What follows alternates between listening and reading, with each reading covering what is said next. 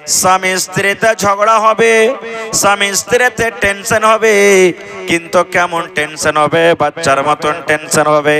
দেখবেন আপনারা বাচ্চা গাছের তলাতে খেলাতে যাবে, দেখবেন বাচ্চারা যখন গাছের তলাতে খেলাতে যাবে, খেলতে খেলতে খেলতে সুবহানাল্লাহ একটু বাচ্চা আর একটা বাচ্চাতে লড়াই করবে, মারবে, কানবে, পিটবে, করে কি করে না? এই যে আমি এখনই এলাম, দেখলাম দুটা বাচ্চা ঝগড়া করছিল। ওরে সুবহানাল্লাহ, নবী বলেছেন উম্মতে তোমাদের জীবনটা স্বামী স্ত্রীর জীবনটা হবে বাচ্চার মতন।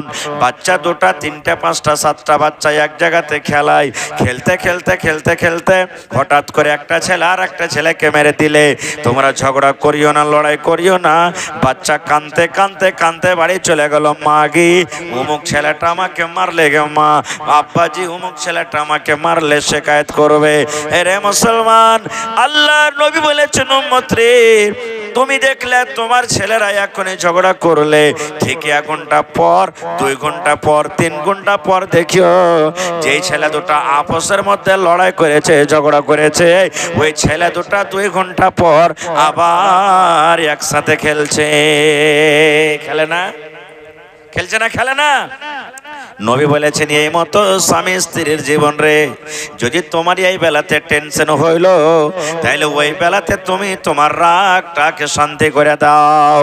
আল্লাহ রাসূল বলেছেন উম্মত, এ পুরুষের দলেরা, তোমার স্ত্রীরা যদি ভুল করে দেয়, তাহলে তুমি তাকে মারিও না, প্রথমে মারিও না।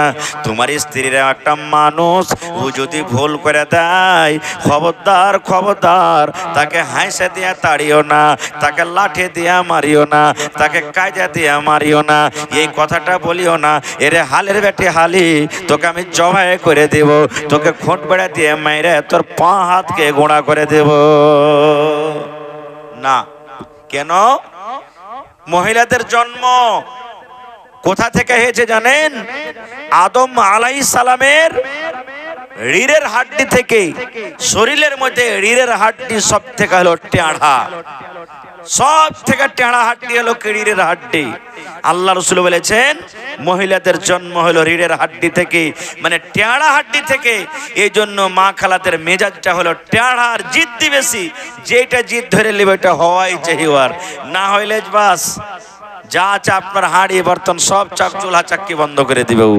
হ্যাঁ, এই জন্য রাসূল বলেছেন ও যখন টেঁড়ি, তুমিও টেঁড়া হইও না, না তো টেঁড়িকে সোজা করতে যাও তো তোমার হাড্ডি গুড়ি ভেঙে যাবে, মানে তালা খেয়ে যাবে। যত দূর পাইরিবে ফুসলে পটলে ওকে কামলেও তুমি খালি কথাতে কথাতে মারিও না, পেটিও না, গাল দিও না। রাসূল বলেছেন এরকম তুমি করিও না। আর মা খালারাকে বলবো, ওরে আল্লাহ, এক একটা মা খালাতে এমনও আছে, পুরুষটা যদি একটু খালি ডাঁটে তো কি বলবেন জানেন? দাঁত কটাকে কড়মার কড়মার করবে, আর মাঞ্জাকে টেঁড়া করে গেল দিবে, রে মর বেটা মরা, তুই খালি আমাকে মেরি দেখ, তোকে দেখছি রে মর বেটা মরা, কোন ঘরে বেটে জানিস, তোকে লাল বাদাম খাইয়ে ছাড়বো। এই দেখেন এমন করে কথা কইবে এই বেচারি, এর ভোল্টেজ তখন হয়তো আরো বেড়ে যাবে না তো কমে যাবে, যে ঠিকই রে। হ্যাঁ, যদি একে কিছু বাড়াবাড়ি করে যদি মারি পিটি গাল দি, তাহলে তুই ওর পরের দিন ওর বাপকে ডাকবে, ডেকে করে তো আমার 12 বাজিয়ে দেবে। আর যদি পুরুষটা যদি একটু কলা মেজাজের হয়, ও তখন আরো একবারে লম্বা চাওড়া ও হালের সাঁটা লিয়া শুরু করবে, ডাক তোর কোন বাপকে ডাকবে, তোর কোন বাপ কাম দিছে শুরু করে দিবে। দুজনা কি ভাই নরম হইতে হবে, গরম হওয়া চলবে না। আল্লাহ নবীর জামানাতে একজন সাহাবী এসে নবীকে বললেন, আল্লাহর নবী সাহাবায়ে কেরামকে প্রশ্ন করে দিলেন, ও আমার সাহাবার দলেরা, জমিনের উপরে সব থেকে শক্তিমান তাকাতওয়ার কে বলতো? সুবহানাল্লাহ। নবীজি সাহাবীদেরকে প্রশ্ন করলেন, ও আমার সাহাবীরা, সব থেকে তাকাতওয়ার কে, জমিনের উপরে শক্তিমান কে বলতো? একজন সাহাবী তখন কোনো উত্তর দিলেন, আর একজন সাহাবী কিছু বললেন, আর একজন সাহাবী কিছু বললেন, যার যেটা মনে এলো বলে দিলেন। একজন সাহাবী বলছে, নবী গো, যার শরীরের মধ্যে খুব শক্তি আছে, তাকত আছে, এক অপরকে যে লড়ে ফেলবে, এক অপরকে যে পাছড়ে দিবে, ওই জমিনের উপরে হলো সব থেকে শক্তিমান। আল্লাহ রসুল বললেন, না রে বাবা না, যে একজন মানুষ দুইজন তিনজন লোককে লড়ে ফেলে দিবে, লাঠি ডান্ডা দিয়ে পিঠে শার্ট করে দিবে, ওইটা শক্তিমান নয় রে, তাকাতওয়ার নয়। নবী বললেন, সাহাবীরে এ আমার উম্মতেরা তোমরা শুনে নাও, জমিনের মধ্যে ওই লোকটা সব থেকে শক্তিমান, যে নিজের রাগকে ঠান্ডা করে দেবে, যে নিজের রাগ গোসাকে পান করে নেবে।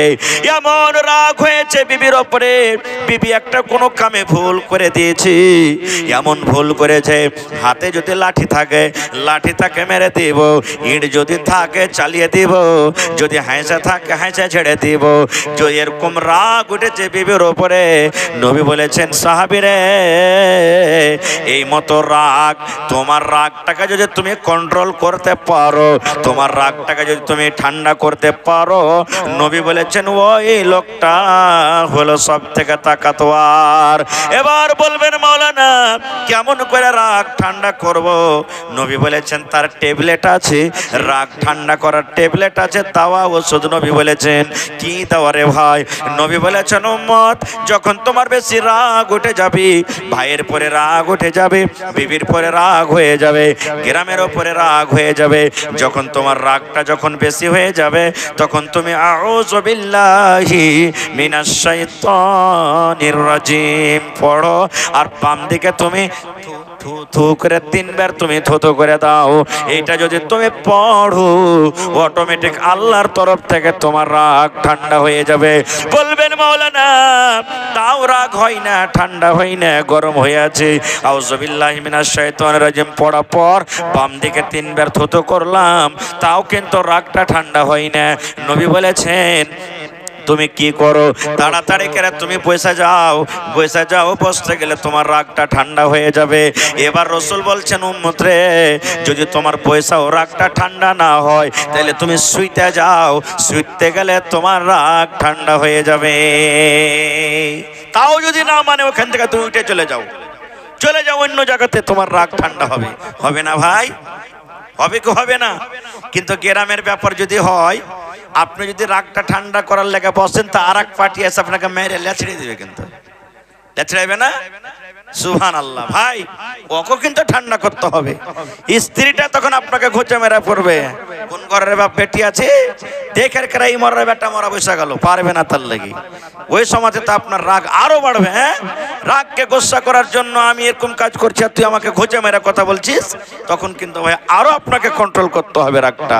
এবার মা খালারাকে বলবো, এ আমার মা, এ আমার খালারা, বোনেরা, দিদিরা শোনেন, যদি আপনার স্বামী আপনার পরে নারাজ হয়ে থাকে, মা আপনার স্বামী যদি আপনার উপরে নারাজ হয়ে থাকে, তাহলে আপনার নামাজ কবুল হবে না, আপনার রোজা আল্লাহর দরবারে কবুল হবে না, আপনার দান আল্লাহর দরবারে কবুল হবে না, আপনার কোরআন পড়া আল্লাহর দরবারে কবুল হবে না, যতক্ষণ পর্যন্ত নিজের স্বামীর পা হাত ধরে মাপ না নেবেন।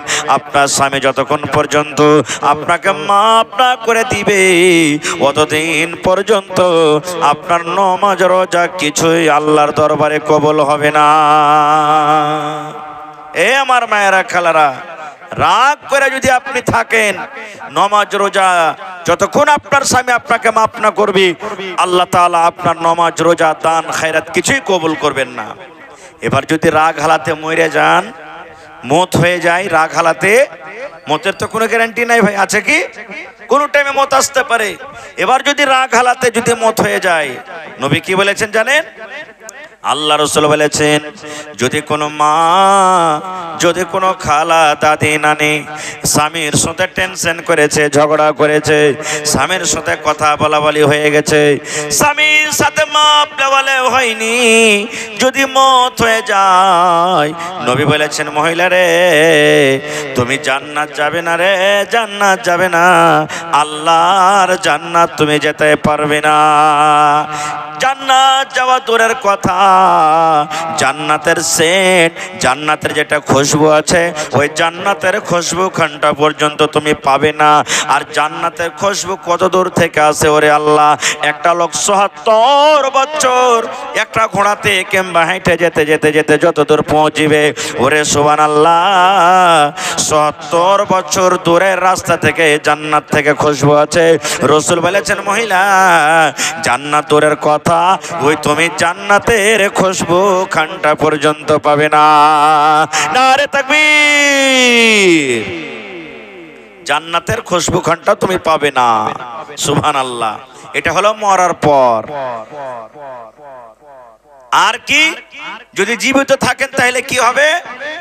আল্লাহ রাসূল বলেছেন, স্বামী স্ত্রীতে ঝগড়া হয়ে গেল, স্বামী স্ত্রীতে লড়াই হয়ে গেল, স্বামী স্ত্রীতে টেনশন হয়ে গেল, স্ত্রীটা পুরুষের সাথে চালা করে না, গল্প করে না, আর নিজের পুরুষটা নিজের স্ত্রীর সাথে গল্প করে না, উয়ার সাথে কথা বলা বলি করে না, উয়ার সাথে কথা বলা বলি করে না।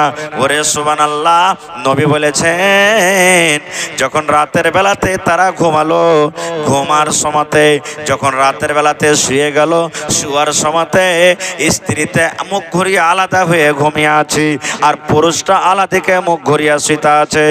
কোনো মানুষের সাথে কথা বলে না, ইয়া কপারের সাথে কোনো কথা বলি হয় না। আল্লাহ রাসূল বলেছেন, ওই মতো অবস্থাতেই এই আমার মায়েরা খালারা শোনেন, আল্লাহ রাসূল বলেছেন, আল্লাহর ফেরেশতারা ওই মহিলার জন্য বদদুয়া করে, ওই মহিলার জন্য বদদুয়া করে। কেমন করে বদদুয়া করে? আল্লাহর ফেরেশতারা দোয়া করেন, ওরে মহিলা তুই হালাক হয়ে যা, তুই বরবাদ হয়ে যা, তুই ধ্বংস হয়ে যা রে, তুই হালাক হয়ে যা, তুই বরবাদ হয়ে যা, ধ্বংস হয়ে যা। কারণ তোর স্বামীকে তুই কষ্ট দিয়ে রেখেছিস, তোর পুরুষকে তুই কষ্ট দিয়ে রেখেছিস, তোর স্বামীকে তুই দুঃখ দিয়ে রেখেছিস, তুই বিছানে তুই ঘুমালছিস, ওর সাথে তুই কথা বলিস না। এরকম ভাবে আল্লাহর ফেরেশতারা গোটা রাত তার জন্য কিন্তু বদদুয়া করতে থাকে। আল্লাহর ফেরেশতারা তার জন্য বদদুয়া করতে থাকে। সুবহানাল্লাহ। এ আমার মায়েরা খালারা, এই জন্য তো আল্লাহ তাবারক ওয়া তাআলা কোরআনে বলেন, আর রিজালু কাওয়ামুনা আলান নিসা। আল্লাহ বলেন, দুনিয়ার মহিলারে, তোমাদের পুরুষ তোমাদের প্রতি হলো রাজা, তোমাদের পুরুষ তোমাদের প্রতি হলো হাকিম, মহিলাদের প্রতি তার স্বামী হলো রাজা। রাজা বলেছেন আল্লাহ, রাজা যখন কোনো পর্যাকে যখন আদেশ করবে, ওই পর্যা ইনকার করবে না, কথা শুনতে হবে। এই মতো আল্লাহ তাবারক ওয়া তাআলা একটা মহিলাকে তার পুরুষের ব্যাপারে বলেছেন, তোমার উপরে তোমার পুরুষ হলো হাকিম, আর হাকিমের হুকুম তোমাকে মানতে হবে, শুনতে হবে, তার কথাকে তুমি ইনকার করতে পাবে না, কো ইনকার করতে পাবে না, তোমার স্বামীর কথা তোমাকে শুনতে হবে। ভাইরে, এ আমার মায়েরা খালারা, কোন মহিলা জান্নাতে যাবে? কোন মহিলাকে আল্লাহ জান্নাতে দিবে? কোন মহিলা জান্নাতে যাবে? এই আমার মায়েরা খালারা, একটু ভালো করে শুনেন গে মা, কোন মহিলাকে আল্লাহ জান্নাতের ভিতরে দিবেন, কোন মহিলা আল্লাহর জান্নাতের ভিতরে যাবে? এই আমার মায়েরা খালারা, দয়ার নবী বলেছেন, মহিলা রে, যদি কোনো মহিলা, যদি কোনো মা, যদি কোনো খালা, যদি কোনো দাদি নানি বেঁচে থাকা কালে 4খানা কাম করতে পারে, নবী বলেছেন ওই মহিলা আল্লাহর জান্নাতের ভিতরে যাবে। কয়টা কাম ভাই? 4খানা কাম। যদি কোনো মহিলা, যদি কোনো নারী 4খানা কাম করতে পারে, আল্লাহ তাআলা তাকে জান্নাত দান করবেন, আল্লাহর জান্নাতের ভিতরে চলে যাবে। কি কি কাম? এ আমার মায়েরা খালারা, পুরুষের মতন আপনাদেরকে কাম করতে হবে না, পুরুষের মতন আপনাদেরকে গর্মধানের ভেঙে যেতে হবে না, পুরুষের মতন মাকড় ভেঙে যেতে হবে না, পুরুষের মতন আপনাকে কষ্ট করে খাটতে হবে না। আপনারা হইলেন বাড়ির মানুষ, পর্দার মানুষ, আপনাকে বাড়িতে থেকে থেকে 4খানা কাম করতে হবে। কি কি কাম? 1 নম্বরে নবী বলেছেন, আলমার আতইদা সাল্লাত খামসাহা, যদি কোনো মহিলা 5 ওয়াক্তের নামাজ পড়িতে পারেন। 2 নম্বরে নবী বলেছেন, ওয়াসামাত শাহরাহা, যদি কোনো মহিলা রমজান মাসের রোজা রাখতে পারে। 3 নম্বরে নবী বলেছেন, ওয়া আহসানাত ফারজাহা, যদি কোনো মহিলা পর্দাশীলা হয়ে থাকতে পারে, যদি কোনো মহিলা লজ্জাস্থান হেফাজত করতে পারে। 4 নম্বরে নবী বলেছেন ওয়া আতাআত বালাহা, যদি কোনো মহিলা নিজের স্বামীর খিদমত করতে পারে। 1 নম্বর হলো নামাজ, 2 নম্বর হলো রোজা, 3 নম্বর হলো পর্দা, আর 4 নম্বর হলো স্বামীর খিদমত। এই 4টা কাম যে মা, যে খালা, যে বোন করতে পারবি, নবী বলেছেন ওই মহিলা আল্লাহর জান্নাতে চলে যাবে। ওই মহিলা আল্লাহর জান্নাতে চলে যাবে। সুবহানাল্লাহ। নামাজ কি জিনিস, মা খালার কি এখন অবস্থা দেখেন। কয়টা মা খালা নামাজ পড়ছেন ভাই? কেউ তো নামাজ পড়িছেন, কেউ পড়িছে তো জানে না পড়িতে, কিভাবে নামাজটা পড়িতে হবে। কত মা খালা তো বলবেন এই 8 আনা 4 আনা 10 পয়সা ছোট ছোট ছেলে পিলে কেমন করে নামাজ পড়বো যে বলবি সাহেব। কত লোক, কত মা খালা নামাজ পড়ে না, কত মা খালা নামাজ পড়ে না। এ মা জীবনে কিচ্ছু নাই, জীবনে কিচ্ছু নাই ভাইরে, জীবনে কিছু নাই। মরার পর সব অন্ধকার, সব পড়ে থাকবে। যে ছেলে, যে মেয়ে, যে স্ত্রী, যে বোন, যে বেটা বেটির জন্য আমি আপনি সব কিছু করছি, মরার পর তারা কিচ্ছু কাজ দিবে না। ওই ছেলেরা বলবে যে তাড়াতাড়ি করে বাপকে থিয়ে কবরস্থানে রে, মাকে থিয়ে কবরস্থানে, কারণ এই থাকতে গেলে দুর্গন্ধ করবে। এই মৃত্যু মানুষকে আর থইতে হবে না বাড়িতে, তাড়াতাড়ি করে একা মাঠে থিয়াই, কবরস্থানে থিয়াই। সুবহানাল্লাহ। আপনার সাথে কিছু যাবে না ভাই, যাবে কি আপনার আমল। নামাজ কি জিনিস, নামাজের ব্যাপারে অনেক কথা আছে, তবে একটাই হাদিস আপনাদের সামনে বলবো। আল্লাহ রাসূল বলেছেন যেদিন কিয়ামত কায়েম হবে, হাসরের ময়দান হবে, ওই কিয়ামতের দিন নবী বলেছেন আমলের দিক দিয়া সর্বপ্রথম আল্লাহ তাবারক ওয়া তাআলা মানুষকে যে জিনিসটার প্রশ্ন করবে সেটা হলো নামাজ, সেটা হলো নামাজ, সেটা হলো নামাজ, সেটা হলো নামাজ। কিয়ামতের দিন আল্লাহ রাব্বুল আলামিন ডাকবে আব্দুল্লাহ রে, আব্দুর রহমান, এ খালেদা, জায়েদা, হালিমা, ফাতেমা, শোন নামাজ পড়েছিলি কি না? যদি নামাজ পড়েন, নামাজের পরীক্ষাতে যদি কিয়ামতের দিন পার হয়ে যান, নামাজ যদি ঠিকঠাক থাকে মুসলমান, নবী বলেছেন উম্মত রে, কিয়ামতের দিন সব জায়গা তোমার জন্য আসান হয়ে যাবে। কিয়ামতের দিন সব জায়গা তুমি পাস করে যাবে। আর নামাজের হিসাবে যদি তুমি ফেল করে যাও, নামাজের পরীক্ষাতে যদি তুমি ফেল করে যাও, কিয়ামতে কোনো জায়গাতে তুমি পাস করতে পারবে না। কিয়ামতের প্রত্যেক জায়গাতে তুমি ফেল করে যাবে। এই জন্য নবীজি 4টা কামের ভিতরে মায়েরা খালারাকে যেটা ওয়াজ করেছেন সেটা হলো কি, প্রথমে নামাজ, 2 নম্বরে নবী বলেছেন ওয়াসামাত শাহরাহা। যদি কোনো মা, যদি কোনো খালা, যদি কোনো বোন, যদি কোনো নানি, যদি কোনো বেটি, আল্লাহ রাসূল বলেছেন রমজান মাসের 1 মাস রোজা রাখতে পারে। রোজা তো মেলাই মা খালা এমন আছে দুয়া ভুয়া, রোজা করে না। খুব এত বড় দিন কেমন করে রোজা করব না? মা খালারকে মেলাই আল্লাহ ছুট দিয়েছে। কি ছুট দিয়েছে জানেন? আল্লাহ তাআলা কোরআনে বলেন, আল্লাহ নবী বলেছেন যদি কোনো মহিলার পেটে সন্তান আছে রে, 3 মাস, 4 মাস, 5 মাস, 6 মাসের সন্তান হয়ে গেছে, ওই মহিলার ব্যাপারে শরীয়ত বলা হয়েছে, শরীয়তে বলেছেন, নবী বলেছেন, আল্লাহ বলেছেন, মহিলা তুমি যদি পারো তো রোজা করো, আর যদি না পারো তো তুমি রোজা কোটা ছেড়ে দাও। যে মা খালারকে কোলে সন্তান আছে, বাচ্চা দুধ পান করছে, ওই মা খালাদের ব্যাপারে আল্লাহ রাসূল বলেছেন মহিলা রে, যদি তুমি পারো তো রোজা করো, আর যদি না পারো তো রোজা ছেড়ে দাও। কারণ তুমি রোজা না করো, তোমার বাচ্চা দুধ খেতে পাবে না। তুমি যদি না খেয়ে থাকো, তোমার দুধ শুকিয়ে যাবে, তোমার বাচ্চা না খেয়ে থাকবি। এই জন্য মহিলা তুমি পারলে রোজা করো, না পারলে তুমি রোজা ছেড়ে দাও। আল্লাহ নবী বলেছেন রোজার হালাতি, রোজার মাসে যদি কোনো মহিলার ইয়ামসে চালু হয়ে যায়, মাসিক চালু হয়ে যায়, হাজ শুরু হয়ে যায়, 3 দিন, 4 দিন, 5 দিন, 6 দিন, আল্লাহ নবী বলেছেন জয় দিন মহিলারা না পাক হয়ে থাকবে, রোজা রাখবে না, রোজা রাখবে না, তাদের রোজা হবে না। আল্লাহ নবী বলেছেন, মহিলা তুমি রোজা ছেড়ে দাও, রোজা ছেড়ে দাও, তুমি রোজা ছেড়ে দাও, কারণ তুমি রোজা করলে রোজা হবে না। এই জন্য নবী বলেছেন, যখন রমজান মাস পার হয়ে যাবে, রমজান মাস যখন শেষ হয়ে যাবে, আগামী বছর রোজা আসার আগে আগে জয়টা তোমার রোজা ছুটেছে, ওই রোজা কোটাকে তোমাকে পূর্ণ করতে হবে। রোজার মাসে যেটা রোজা ছুটলো মহিলাদের, আল্লাহ রাসূল বলেছেন আগামী বছরকার রোজা আসতে না আসতে 11 মাসের মধ্যে তোমাকে রোজা কোটা পুরা করতে হবে। রোজা ফরজ আছে, রোজা তোমাকে আদায় করতে হবে। কিন্তু হ্যাঁ, কোনো এমন ভাই, মা, খালা, দাদি, নানি এমন বেমারি হয়েছে রোজা করতেই পারবে না, ও রোজা করতেই পারবে না, এমন বেমারি দিয়েছে, আর ভালো হওয়ারও কোনো চান্স নেই। ওরকম মহিলা বা পুরুষ কি করবে? ওরা ফিদিয়ে দেবে, ফিদিয়ে দিবে, ওরা রোজা করতে পারবে না, এই জন্য ফিদিয়ে দিবে। আর একটা মাসলার কথা বলে দিই, যদি রোজার মাসে সন্তান হয়ে যায়, মেলায় মা খালাদের সন্তান হয় কি হয় না? সন্তান হয়ে যায়। মা খালাদের মধ্যে একটা ফতোয়া জারি আছে, আরে মা গিরে 40 দিন না হলে নামাজ হবে না, 40 দিন 75 নামাজ রোজা কিচ্ছু হবে না, এটা ভুল কথা।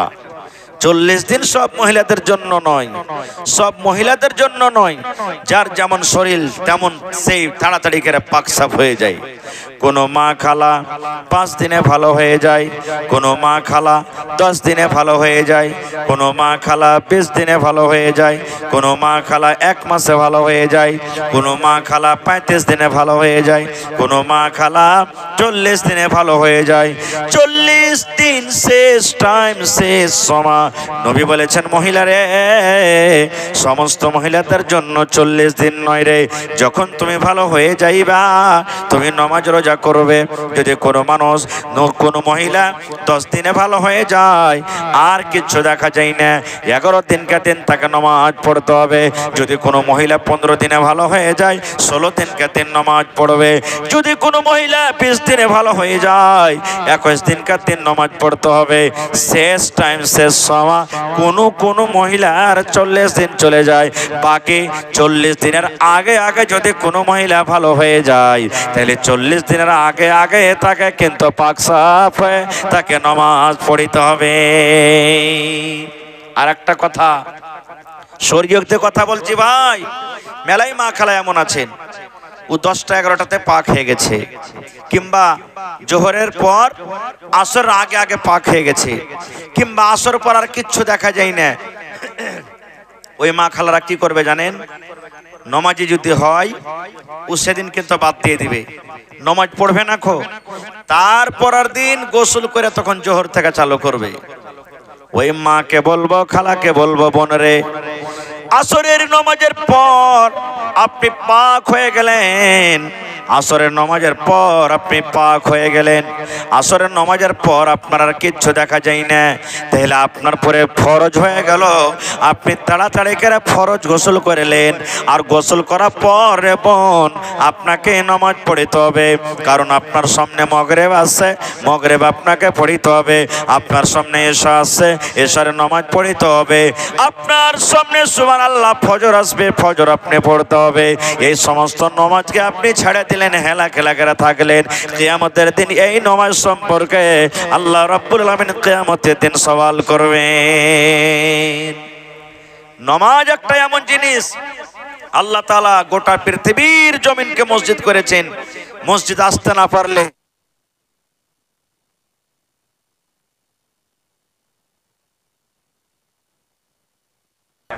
রোজাটা করবেন, ইয়াউমে আরফার রোজা, এটা খুব বড় ইবাদতের জিনিস। আল্লাহুস সামাদ, খুব বড় ইবাদত।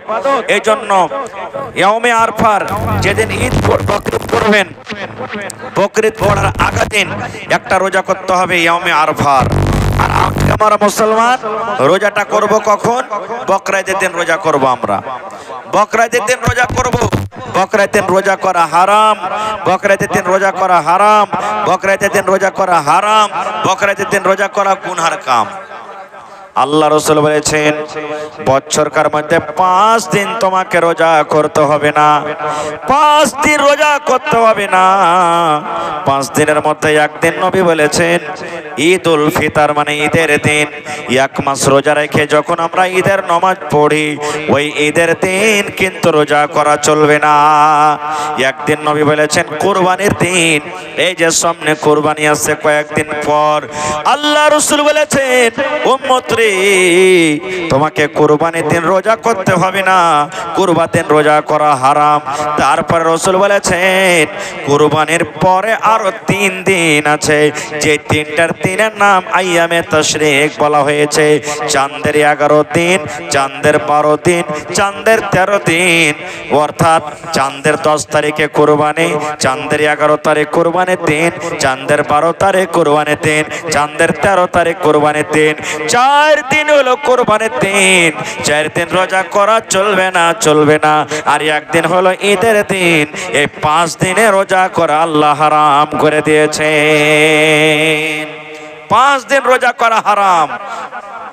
যদি কোনো ভাই কোনো মুসলমান চাঁদের 10 তারিখে যদি কুরবানি করতে না পারে তো চাঁদের 11 তারিখে কুরবানি করতে পারে, কোনো গুনাহ নাই। চাঁদের 11 তারিখে কুরবানি করতে পারলে না, হয়তো হসপিটালে আছে, জানোয়ার পেলে না, কোনো মুসিবতে আছে, বা 2টা 3টে কুরবানি দিবে, আজ একটা করব, কাল একটা করব, পরশু একটা করব, করতে পারে, কোনো অসুবিধা নেই। চাঁদের 12 তারিখও পারলে না, চাঁদের 13 তারিখ মাগরিবের আজান হওয়ার আগে পর্যন্ত কুরবানি করতে পারে। 4 দিন হলো ভাই কুরবানির দিন। তাহলে বলবেন হাজি মাওলানা মেলায় মানুষ যে কুরবানির দিন রোজা করে, করে না? মেলায় মানুষ যে কুরবানির দিন রোজা করে, রোজা কি করবে জানেন? ও ফজরের নামাজ পড়ে পরে আর খাইবে না, আর দিয়ে নামাজ পড়তে চলে যাবে বকরিদের নামাজ, আর বকরিদের নামাজ পড়িতে এসে তখন খানা খাবে দুপুরের সময়তে।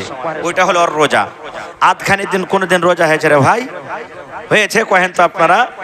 যদি আধখানি দিন যদি রোজা হয় তাহলে একটাও মানুষ রোজা ছাড়বে না, খো যতই মাঠে কাম করুক। আরে খাওয়া দূরের কথা, যদি দুপুরের সময় 1 গ্লাস করে খালি পানি পেলে তা আলহামদুলিল্লাহ, কেউ রোজা ছাড়বে না নাকি? আর এই ঠাসিয়া ঠাসিয়া দুপুরে খাইবে আর খাওয়া পর বলবে আমি আজ রোজা করনু, খুব বড় মানুষ। হ্যাঁ, হাফ দিন রোজা হয় জীবনে, আধখানি দিন হাফ দিন ভাই রোজা হয় না খো। হ্যাঁ, তাহলে হলো ওটা কি সুন্নাত তারিকা, সুন্নাত তারিকা। আল্লাহ রাসূল বলেছেন যেমন কাল ধরেন বকরিদ পড়বেন, এখন যা খাই নিলেন আর খাইতে হবে না আপনাকে, নর হোক নারী হোক, বেটা ছেলে হোক বেটি ছেলে হোক, এখন যা আপনি খানা খাইলেন আর খেতে পাবেন না। এবার নবী বলেছেন উম্মত রে তুমি এশারের নামাজের পর তুমি ঘুমিয়ে যাও, ফজরের টাইমে ফজরের নামাজ তুমি পড়ো, আর নামাজ পড়ার পর তুমি ঈদগাহের ময়দানে চলে যাও। আল্লাহু আকবার, আল্লাহু আকবার, লা ইলাহা ইল্লাল্লাহু ওয়াল্লাহু আকবার, আল্লাহু আকবার ওয়ালিল্লাহিল হামদ। এটা হলো কি ঈদের তাকবীর। আল্লাহু আকবার, আল্লাহু আকবার, লা ইলাহা ইল্লাল্লাহু ওয়াল্লাহু আকবার, আল্লাহু আকবার ওয়ালিল্লাহিল হামদ। আল্লাহু আকবার কবীরা, আল্লাহু আকবার কবীরা, আল্লাহু আকবার ওয়াজাল, আল্লাহু আকবার ওয়ালিল্লাহিল হামদ। এগুলা হলো কি ঈদের তাকবীর। কখন থেকে পড়বে? এই যে জিলহিজ্জা মাসের চাঁদ উঠবে, চাঁদ দেখে নিলেন আর পড়িতে শুরু করে দেন, পড়িতে শুরু করে দেন। দিনের মধ্যে যত পারবেন পড়েন, নমাজের পরে পড়েন, নমাজের আগে পড়েন, রাস্তা দিয়ে হাঁটছেন পড়বেন, কাম করতে গেছেন পড়বেন, মায়ের একলারা ভাত আন দিচ্ছে পড়বে, গুলি ঝাড় দিচ্ছে পড়বে, বাচ্চাকে দুধ খাওয়াইছে পড়ছে, কোনো পড়ার টাইম নেই। পাখির হালাতে যে কোনো টাইমে পড়বেন। চাঁদ ওঠা থেকে শুরু করেন, একবারে পড়তে পড়তে পড়তে পড়তে পড়তে কুরবানির দিন আপনি সাটিয়ে দিলেন। আল্লাহুস সামাদ পড়িতে আছেন, ঈদগাহের ময়দানে যাবেন, এক রাস্তা দিয়ে রাসূল বলেছেন পড়তে পড়তে যাও, আর আরেক রাস্তা দিয়ে তুমি পড়িতে পড়িতে এসো। কিন্তু কয়টা লোক পড়ছি আমরা? ঈদের দিন কোন রকম ইমাম সাহেব যখন পড়লে সাথে সাথে পড়ে দেন, আর তারপরে কিন্তু আর আমরা পড়ি না। খো ভাইরে, এবারে আমরা মুসলমান এই তাকবীরগুলো আমাদেরকে মনে রাখতে হবে, এই তাকবীরগুলো মনে রাখতে হবে। হায়রা তোমার রাদিয়াল্লাহু তাআলা আনহু বাজার চলে যেতেন, বাজার যে আছে চক বাজার, বাজার যেতেন আর জোর জোর করে পড়তেন তাকবীর, জোর জোর করে পড়তেন। সাহাবায়ে কেরাম বলছেন ওয়াদের শুনে শুনে আমরাও তার সাথে জোর জোর জোর জোর করে পড়তাম, জোর জোর করে পড়তেন। এই জন্য তাকবীর গলা পড়া খুবই নেকির কাম, খুব নেকির কাম। আর একটা কথা বলে দিই, এই যে আমরা খাসির কোরবানি দিই, পাঁঠের কোরবানি কিন্তু কেউ দিই না নাকি? পাঁঠের কোরবানিকে আইব মনে করি, যে পাঁঠেরও কোরবানি হবে আপনার। খাসের যেমন কোরবানি দিচ্ছেন, পাঁঠেরও কোরবানি হবে। পাঁঠের কোরবানি দেওয়া যায় যাচ্ছে, আল্লাহর কোরআন বলছেন যে পাঁঠেরও কোরবানি আপনার জন্য চলবে, কোনো অসুবিধা নেই, পাঁঠের কোরবানি দেন। কিন্তু হ্যাঁ, গরু দেন, আপনি ভেড়া দেন, ভেড়ি দেন, পাঁঠি দেন, আল্লাহ রাসূল বলছেন দাঁতা হওয়া চাই জানোয়ারটা। আল্লাহ রাসূল বলেছেন লা তাযবাহু ইল্লা মুসিন্না। আল্লাহ রাসূল বলেছেন উম্মত রে, তুমি কুরবানি করো, তুমি জবাই করিও না, মানে কুরবানি দিও না, কিন্তু মুসিন্না, মুসিন্না মানে সামনে কারার এই যে বকরির দুটা দাঁত আছে, এই দাঁত দুটা যেন ভাঙে যায়। দাঁতা জানোয়ারের তুমি কুরবানি করো, বিনা দাঁতা জানোয়ারের তুমি কুরবানি করিও না। মেলায় ফোন আছে, হাজি মাওলানা 12 মাস 13 মাস 15 মাস 18 বছর হয়ে গেল জি, কিন্তু দাঁতে নি, ওর কি কুরবানি হবে? না, হবে না খো। বাড়ির পোষা যে মাওলানা তাও হবে না খো, চলবে না খো। বাড়ির পোষা জানোয়ারও যদি হয় আর দাঁতে নি, ওর কুরবানি আপনার চলবে না খো। দাঁতা শর্ত আছে, রাসূল বলেছেন দাঁতা হওয়া চাই। মেলায় মানুষ বলছে হাজি মাওলানা দাঁত গলা লড়বড় করছে, হিলে গেছে, তাও চলবে না খো। দাঁত ঝরে যাওয়া চাই আপনার, দাঁত ঝরে দাঁত বাড়া চাই। যদি সহি হাদিস মুসিন্না যাকে বলা হয়েছে, আল্লাহ রাসূল বলেছেন ওই জানোয়ারের তুমি কুরবানি করো। আর কি বলেছেন? কুরবানি করতে হবে কখন? ঈদে বকরিদের নামাজ পড়ার পরে, বকরিদের নামাজের আগে নয়। একজন সাহাবী, বুখারী শরীফের হাদিস, আল্লাহ রাসূল বলেছেন কুরবানি করো, তুমি খাও আর তোমার পাড়া পড়োশি আত্মীয়কে তুমি দাও। ও নামাজ পড়িতে যাওয়ার আগে আগে ভাই কুরবানি জবাই করে নিজে খেয়েছে, পাড়া পড়োশিকে দিয়ে দিয়ে চলে গেছে। নবীজি খুতবা শুরু করে দিয়েছেন ঈদগাহের মাঠে যে ও আমার সাহাবীরা, তোমরা এখন নামাজ পড়বে, নামাজ পড়ার পর খুতবা হলো, আর এখন যে তোমাদের সর্বপ্রথম কাম হবে কি? কুরবানি করা। কারণ যে নামাজের আগে কুরবানি করেছে ওর কুরবানি হবে না। ওই সাহাবী তখন দাঁড় হয়ে গেলেন, বলছেন ইয়া রাসূলুল্লাহ, আমি তো মনে করেছি যে আজকে কুরবানির দিন, খাওয়া পিন্দার দিন, আমি কুরবানি করে নামাজ পড়তে এসেছি। রাসূল বলছেন তোমার কুরবানি হবে না খো, কুরবানি হবে না, তোমার কুরবানি হবে না খো। আর একটা কথা বলে দিই, যে ভাই কুরবানি চেঞ্জ করবে, বদলাই না, খাসি রেখেছে দাঁতলো না, ব্যস্ত হবে না? হবে না? টাকা নাই, টাকা নেই আমার কাছে, ব্যস্ত হবে। এবার ধরেন যে বেচলেন 9,000 টাকা 10,000 টাকাতে খাসি বেচলেন, এবার যখন আপনি কুরবানি বদলে অন্য কুরবানি কিনবেন, তো আপনাকে কম করে 200-400-500 টাকা পকেট থেকে লাগাইতে হবে, বেশি করে, বেশি করে লাগাইতে হবে আপনাকে পকেট থেকে। যদি আপনি আরো অন্য কোনো জিনিসের মোটার কুরবানি দেন, তাহলে আপনাকে কি করতে হবে? ধরেন কুরবানি আপনি বদলে দিলেন, আপনার পছন্দ হলো না, যে কোনো কুরবানি দিবেন আপনি, আপনি যেই দামে বিক্রি করেছেন তার থেকে কিছু টাকা বেশি লাগিয়ে আপনাকে কুরবানি কিনতে হবে। এবার বললেন মাওলানা কম টাকাতে যে পাইলেছি কুরবানি, কিছু বেঁচে গেছে 200, 400, 500, 1000, ও গোটা টাকা কি করব? আপনি পেটে খাইতে পাবেন না টাকা কোটা, ওই টাকা কোটা ফকির মিসকিন গরিব দুঃখীকে আপনাকে পেটে দিতে হবে। বেঁচে গেল, আপনাকে ওই টাকা কোটা ফকির মিসকিন গরিব দুঃখীকে বেঁটে দিতে হবে, পেটে আপনাকে খাইতে হবে না খো। আর যদি পারেন তো বেশি করে পকেট থেকে লাগিয়ে কিছু বাড়িয়ে আপনি কুরবানি দেন, এটা হলো সুন্নাত আর আফজাল তরিকা। আর একটা কথা বলে দি ভাই, একটা জানোয়ার গোটা বাড়ির জন্য যথেষ্ট, কিন্তু আমাদের মধ্যে কি আছে জানেন? এবার মার নামে দিন রে, আগামী বছর বাপের নামে দেব, তারপর বছর আমার নামে দেব, 3 বছর 4 বছর লাগাতার একটা একটা একটা করে মানুষের নামে দিই। আল্লাহ রাসূল বলেছেন একটা গোটা জানোয়ার তুমি কুরবানি দিচ্ছ, একটা গোটা জানোয়ার একটা বাড়ির জন্য যথেষ্ট। তোমার বাড়িতে তুমি আছো, তোমার স্ত্রী আছে, তোমার মা আছে, তোমার বাবা আছে, তোমার বউ আছে, তোমার বেটি আছে, তোমার পোতা পতিন আছে, যতটি তোমার বাড়িতে মানুষ আছে, একটা কুরবানি সমস্ত পরিবারের জন্য যথেষ্ট। সবারই তরফ থেকে তুমি নিয়াত করে লাও, আল্লাহ আমার এই কুরবানিটা সকলের তরফ থেকে আমি কুরবানি করছি। নিয়াত করেন। একটা লোকের নামে কেন করবেন? একটা লোকের নামে করলেন তো একটাই লোক নেকি ফেলে, আর ওই জানোয়ার টাকা যদি আপনি গোটা পরিবারের নামে করে দেন তো অতখানি কেন নেকি সভা কি আল্লাহ দেবে? তো কোনটা বেশি ভালো হলো যে ভাই? সবারই তরফ থেকে না নিয়াত করাটা ভালো হলো। আপনি শুধু নিয়াত করলেন, দেনেওয়ালা কি আল্লাহ, আল্লাহ দেবে, আপনি শুধু নিয়াত করলেন। কিন্তু হ্যাঁ, একটা ভাগা যদি আপনি দেন তো একটা লোকের নামই কিনতে হবে। ইখতিলাফি মাসলা।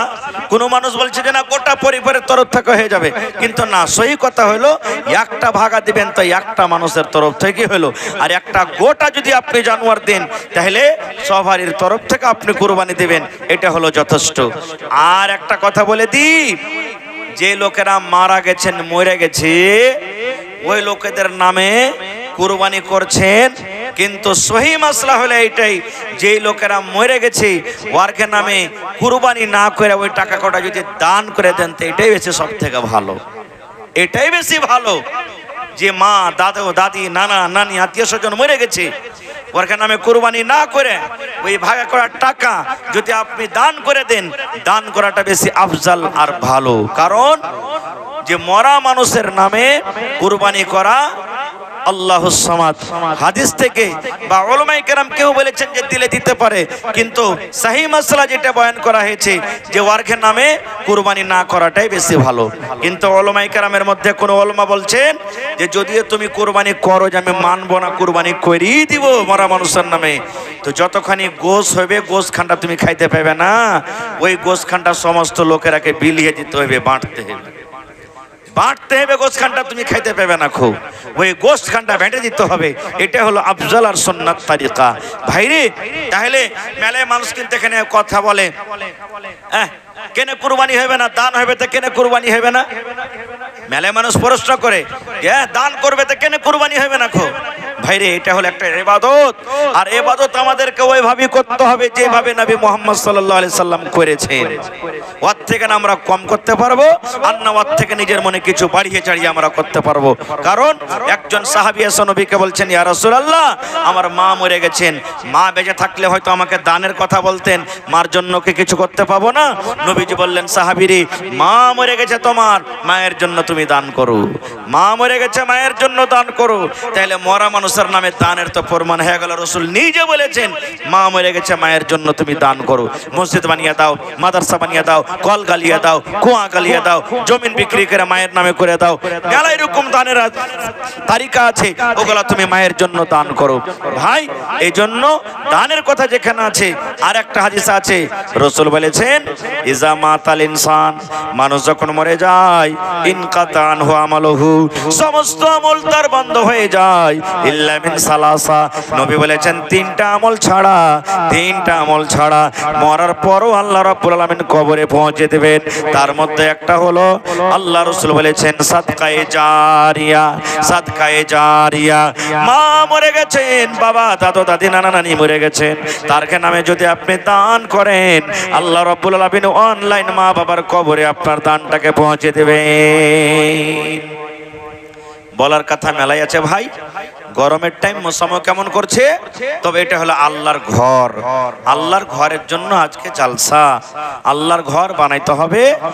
মসজিদের আলহামদুলিল্লাহ মেলায় কাজ হয়ে গেছে, জমিন প্লাস্টার করতে হবে, আর জমিন প্লাস্টার করতে গেলে মোটা টাকার দরকার আছে ভাই। আল্লাহুস সামাদ, এই যে আড়াবাড়িতে জালসা করলাম, ওরে আল্লাহ, এত লোক দান করলেন, মনে হয় 10 লাখ টাকা পার করে গেছে, এত লোক দান করেছেন, 10 লাখ প্লাস হয়ে গেছে। তার আগের দিন জালসা করলাম তেত্রি বাড়িতে, ওখানেও 4 লাখ প্লাস হয়ে গেছে, এত দান করেছেন ভাই। তো ভাইরে, একজন মহিলা আল্লাহুস সামাদ তেত্রি বাড়িতে 1 লক্ষ টাকা দান করেছেন, একটা মহিলা। এই আপনার পরশু তর্শকের জালসা, 2 দিন 3 দিন আগকার, যেদিন আড়াবাড়িতে জালসা হয় তার আগা দিন একটা মহিলা, এখানে একটা হাজি সাহেব, হ্যাঁ, হাজি ইসরাফিল সাহেব 1 লক্ষ টাকা দান করেছেন আল্লাহর ঘরের জন্য। সুবহানাল্লাহ। এই যে আপনাদের এরকম ভাবে মেলায় লোক মুখে জিতাও 1 লক্ষ টাকা দান করেছেন, কেউ 25,000, কেউ 50,000। এই যে মৌলানা আনোয়ার সাহেব 50,000 টাকা দান করেছেন। এইভাবে কেউ 20,000, কেউ 10,000, কেউ 15,000, কেউ 25,000 মেলায় এরকম দান করেছে। ভাই কত নাম বলবো ভাইরে, এটা হলো আল্লাহর ঘর। আল্লাহ তাবারাক ওয়া তাআলা নিজের ঘরের ব্যাপারে বলছেন, মামবানা লিল্লাহি মাসজিদান বানাল্লাহু লাহু বাইতান ফিল জান্নাহ। আল্লাহর রাসূল বলেছেন, উম্মত রে, যদি তুমি আল্লাহকে রাজি করার জন্য, আল্লাহ তাবারাক ওয়া তাআলাকে খুশি করার জন্য যদি দুনিয়াতে আল্লাহর এখানে ইবাদতখানা মসজিদ বানিয়ে দাও, আল্লাহ রাব্বুল আলামিন তোমার জন্য জান্নাতের ভিতরে এখন ঘর বানিয়ে দেবে। দুনিয়াতে মসজিদ বনবে আর আপনার জন্য জান্নাতে ঘর বনবে। দুনিয়ার মসজিদ বালু গিট্টি সিমেন্ট দিয়ে বনবে, আপনার মসজিদ 1 ইট ও সোনা 1 ইট চাঁদি দিয়ে জান্নাতের ভিতরে বনবে। তাহলে আজকে আপনি নিজে ফয়সালা করেন যে দুনিয়ার মসজিদ বানিয়ে আল্লাহর ঘর বানিয়ে জান্নাতে ঘর নেবেন, আর না আল্লাহর ঘরকে না বানিয়ে জান্নাতের ঘর থেকে মাহরুম থাকবেন। নিজে ফয়সালা করেন। সুবহানাল্লাহ। ভাইরে, তাহলে দেখি আজকে কোন আল্লাহর বান্দা এবং বান্দি কে এমন আছেন আজকের জালসাতে 10,000 টাকা দান করতে পারবেন? এরকম কোন মানুষ আছে? 10,000 টাকা একটা লোক দিতে পারবেন? দেখে কোন আল্লাহর বান্দা কিংবা বান্দি আছেন মসজিদে বালির দরকার আছে, 100 সেফটি বালু, 1 গাড়ি বালুর দাম দিতে পারবেন 5 থেকে 6,000 টাকা? দেখি কোন মা, খালা, দাদি, নানি এমন আছেন মসজিদে গিট্টির দরকার আছে, 100 সেফটি গিট্টি মোটামুটি 9 থেকে 10,000 টাকা লাগবে, দান করতে পারবেন? দেখি কোন আল্লাহর বান্দা বান্দি আছেন 100 বড়া সিমেন্ট, 100 বড়া সিমেন্ট 2 বড়া, 4 বড়া, 5 বড়া, 10 বড়া, 20 বড়া করে করে করে করে দান করবেন। মায়েরা, খালারাকে বলবো, গলার হার, নাকের, কানের, পায়ের বালি, পায়াল, কাঁসার বদনা, থালি, গিলাস যা আপনার বাড়িতে আছে মা, তাড়াতাড়ি করে আল্লাহ তাবারাক ওয়া তাআলার ঘরের জন্য নিজের ছেলে মেয়ের হাতে আপনারা দিয়ে পাঠান। কেউ লেট করিয়েন না, খুব আসেন একটু তাড়াতাড়ি করে। দেখি 1 টাকা দান করবেন, 1 টাকা আপনার কাছ থেকে নেব, কিন্তু একটা আবদার জানালছি ভাইরে, সময় খুব কম, 10 থেকে 15 মিনিটের মধ্যে নিজের দানটাকে আপনারা দিয়ে ভাই ছেড়ে দেন। কারণ আল্লাহ তাবারাক ওয়া তাআলা কখন কার আমলকে কবুল করবেন, কোন আমলে আল্লাহ তাআলা খুশি হয়ে যাবেন সেটা আল্লাহ জানছেন, আমি জানি না। তো একজন মহিলা সুবহানাল্লাহ সর্বপ্রথম 400 টাকা 1 বড় সিমেন্টের দান করে গেছেন। নারে তাকবীর, মাশাআল্লাহ। তার স্বামীর নাম কি ছিল? কুসুমউদ্দিন সাহেবের স্ত্রী। স্বামী মনে হয় মারা গেছে নাকি? আহা, এই আল্লাহ, দেখো এই যে স্বামী স্ত্রীর কথা বললাম, আল্লাহুস সামাদ, স্বামী মারা গেছে, মনে পড়ে গেল রব্বানা যালামনা আনফুসানা ওয়া ইল্লাম তাগফির লানা ওয়া তারহামনা লানাকুনান্না মিনাল খাসিরিন। রব্বানা আতিনা ফিদ দুনিয়া হাসানা ওয়া ফিল আখিরাতি হাসানাতাও ওয়া কিনা আযাবান নার। আল্লাহ, এই পাক পরওয়ারদিগার, কুসুমউদ্দিন সাহেবের স্ত্রী নিজের স্বামীর জন্য 400 টাকা হাজির করে দিলেন। আল্লাহ 4,000 টাকা মনে করে তুমি কবুল করে নাও। স্বামী দুনিয়াতে নাই, কবরের ভিতরে চলে গেছেন। আল্লাহ, স্বামীর কবরে তুমি জান্নাতের বিছানা দিয়ে দাও। আল্লাহ, স্বামীর কবরকে তুমি নূর দিয়ে মনোয়ার করে দাও। রব্বানা তাকাব্বাল মিন্না ইন্নাকা আনতাস সামিউল আলিম। আমিন। কোন গায়ের? শাকরুল। মাশাআল্লাহ, মাশাআল্লাহ, জাযাকাল্লাহ।